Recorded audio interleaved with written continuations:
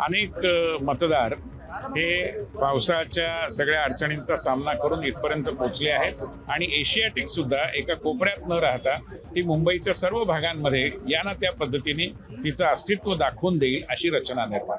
मागच्या अनेक महिन्यांपासून चर्चेच्या गर्दीत राहिलेली एशियाटिकची निवडणूक आज दिनांक 4 जुलै रोजी अखेर संपन्न होत आहेत. आपल्यासोबत आहेत एशियाटिक टुमॉरोच्या माध्यमातून अध्यक्ष पदाचे जे उमेदवार आहे डॉक्टर विनय सहस्त्रबुद्धेजी यांच्याशी आपण संवाद साधणार आहोत. सर, आपलं मायम मध्ये खूप खूप स्वागत. अखेर आज 4 जुलै रोजी निवडणूक संपन्न होत आहे.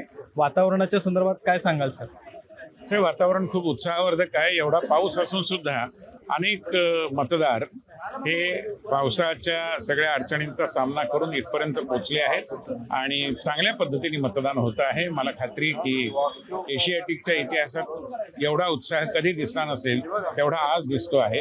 त्या दृष्टीने एक नवीन इतिहास घडतो. सर, एशियाटिक टुमॉरोच्या माध्यमातून जो एक 2030चा आराखडा आपण मध्यंतरी जाहीर केला होता, त्या अनुषंगाने आता आपली पुढची पायरी काय असणार आहे?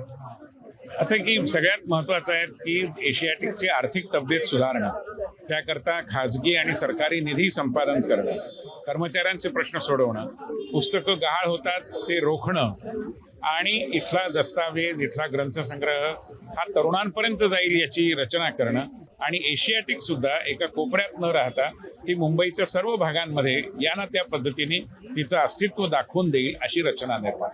सर, निवडणुकीच्या पार्श्वभूमीवर आतापर्यंत आपला अंदाज काय राहिलाय सर? कशा पद्धतीने लोकांचा कल राहिलाय?